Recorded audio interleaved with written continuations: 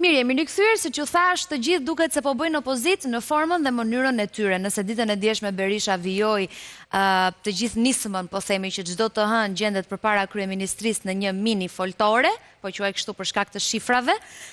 Po ashtu, Saliani ka foltore paralele për problematikat brenda Partisë Demokratike, po edhe po themi gjithë pakënaqësitë që kanë ndaj qeverisjes Rama.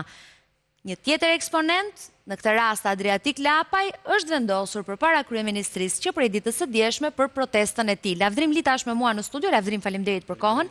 Do të kemi edhe lidhje të tjera direkte, por fillimisht do doja të shkonim në një lidhje direkte në kryeministri, në pjesën e jashtme, atje ku që prej ditës së djeshme është vendosur Lapaj. Adriatik, të përshëndes, mirëdita. Përshëndetje, mirëdita. Dje ishe vetëm i ulur në karrige, sot kush të rrethon? E para njerë lexoja tani një lajm te webi juaj, që thoshte që po e bëj part-time protestën, unë ju ftoj, besoj e keni keq informim, ju ftoj të vini një kamer 24 orë në 24 këtu dhe të vërtetoni që i vetmi moment kur unë shkëputem nga karrigja është momenti ku shkoj në tualet për nevoja personale, është krejt njerëzore besoj. Do flesh atje? Kështu që kjo është për po unë kam fjetur dje këtu, sot do flë këtu dhe do flë këtu me gjasa dit apo javë të tëra, sepse e kam shumë të qartë iden, nuk iki nga ky shesh, derisa qytetarët të bashkohen dhe të reagojnë masivisht, ose nëse se bëjnë, mua të më lënë fuqit biologjikisht. Kështu që duhet ta përgënjeshtroni se nuk është e vërtet. Ja po, fakti që unë po lidhem me ty është një konfirmim i asaj që ti je duke thënë, kështu që duke folur jemi. Kush janë personat rreth teje? Okej. Personat rreth meje janë miq të mirë, qytetar të mirë, njerëz të angazhuar, po dhe qytetar që unë i takoj rishtas, janë njerëz që janë bashkuar, siç e shikoni, ne nuk kemi vendosur një logo partijake për një arsye shumë të thjeshtë, sepse unë në fund ditës jam Adriatiku që jam rritur shesheve dhe protestave të këtij vendi si aktivist, dhe të jemi sinqert me ju dhe me çdo që na dëgjon, Edi Rama ka ndërtuar një sistem korruptiv të pangopur që është e pamundur një parti politike sot ta konkuroj drejt për drejt vetë, sepse ka katapultuar gjithë eksponentët e krimit në lidhje me politikën dhe nga ana tjetër, përmes parave të vjedhura nga buxheti i shtetit, ku me një firmë apo me një mesazh vjedhin nga 50 apo nga 100 milion euro, bëhet e pamundur, por ka një mundësi për të krijuar kohezionin e nevojshëm social, është bashkimi i qytetarëve për kauzën. Adriatik. Kështu që unë sot jam për kauzën. Dakord për kauzën, po ti një ndoshta shumë më mirë se kushdo tjetër politikën në Shqipëri, ti e di sa protesta janë bërë, jo vetëm nga Berisha, jo vetëm Partia Demokratike, po edhe nga shoqëria civile, studentët, kujtoj protestën për plehrat, po e quaj kështu e të tjerë me radhë, dhe Rama nuk është larguar. Pse mendon ti që do largohet? Ndjes për formën që do ta them, po do largohet Rama se po fleti te kryeministria. Pra pse mendon që do bindet me këtë? Okej. Shumë mirë e the se nuk the ndonjë gjë të pavërtet, the një gjë shumë të vërtet, the një gjë që është fakt. Pse duhet largohet ai se flet Adriatiku te kryeministria sot? Unë dua të kujtoj Sidorella që në 13 vitet e mia si aktivist, përgjithsisht kur kemi zbrit në shesh apo kam zbrit në shesh, për kauzat që kemi zbrit nuk kemi ikur duar bosh. Të kujtoj këtu protestat për Bashkisë Tiranë 10 fishimi i tarifave vendore me biznesin e vogël, që e fituam. Të kujtoj këtu betejën e Zharzës, që erdhëm në këmbë me banorët e Zharzës, 136 kilometra dhe e fituam. Të kujtoj këtu për betejën për armët kimike, ku kam qenë një ndër personat, jo unë, po një ndër. Të kujtoj këtu betejën për importin e plerave, që kam qenë një ndër organizatorët. Të kujtoj këtu betejën për çmimet, ku në fillim thoshte që nuk kemi përgjegjësi, pastaj kaloi te varianti $400 milion paket për ndihmë dhe kufizim të çmimeve tavan për karburantin. Në këtë drejtim, unë besoj që përfaqësoj një njerëz që ka bilancë sa i takon aktivizmit dhe protestave në këtë vend. Nuk e kemi pas, pra po të shosh protestat që kemi bërë, për shkak të kohës kur ka ndodhur dhe për shkak të faktit që kemi qenë shoqëri civile, fokusi nuk ka qenë ikja e qeverisë, ka qenë zgjidhja e kauzave.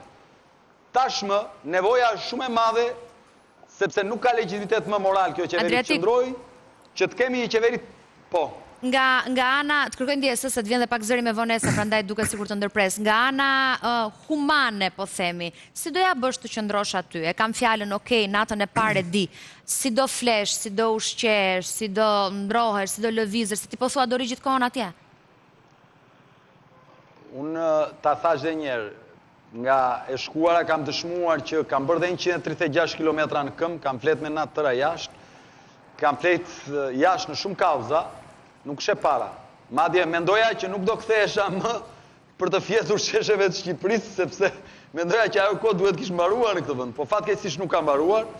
Ajo që ditë të them është që jemi në një fazë ku shoqëria është apatike, ku shoqëria nuk po reagon ndaj padrejtësisë.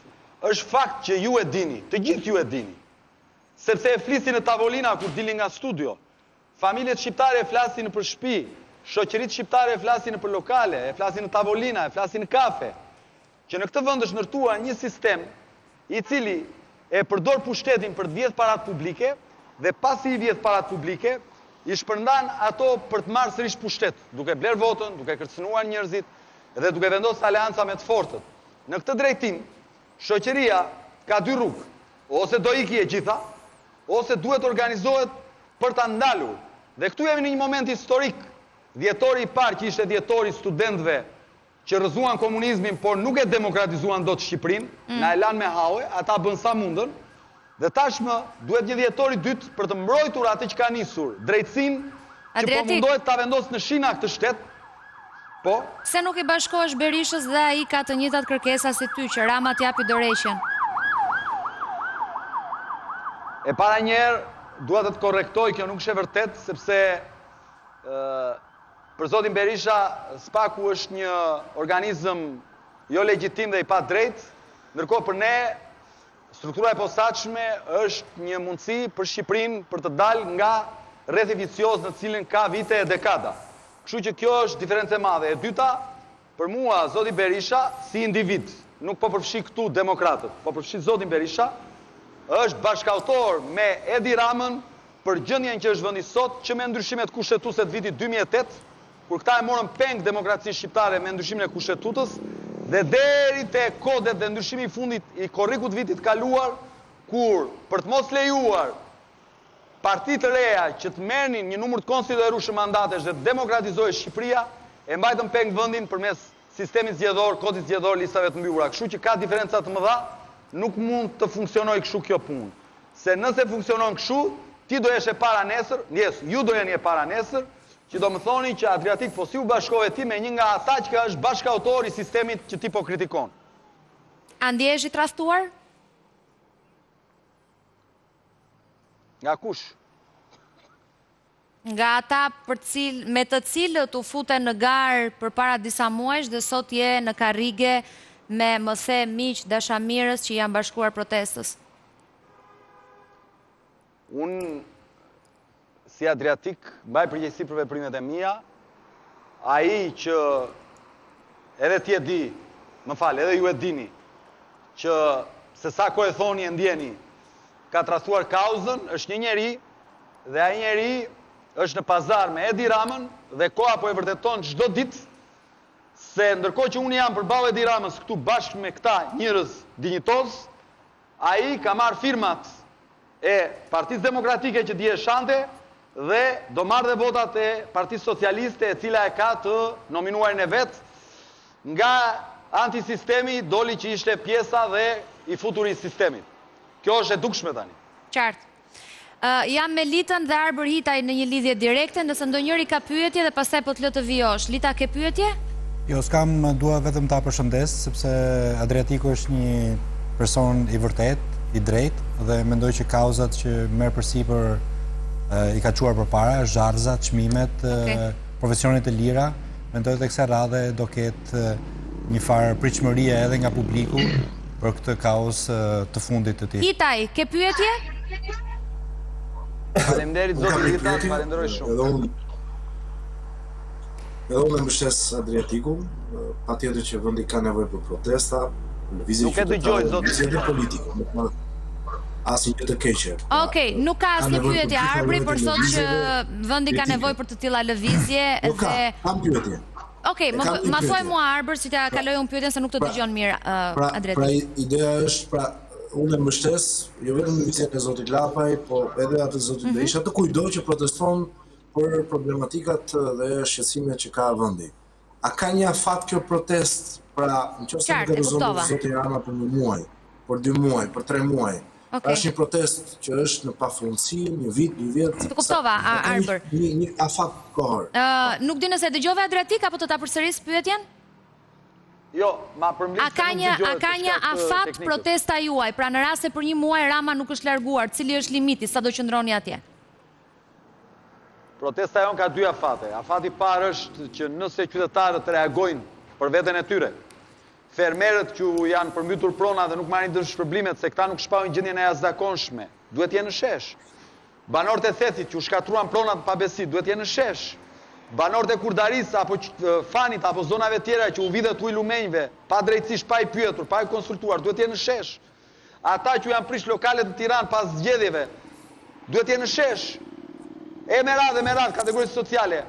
Pra nëse qytetarët masivisht fillojnë bashkohen dhe masivizohet dhe në pikën që ky zotëria detyrohet t'i jap dorëheqjen dhe duhet ta jap, sepse ja shikin për gjërat vogla, jo më për kaq sa e kanë qelbur këta. Ky do të qenë një epilog shumë i shkëlqyer i gjithë gjës.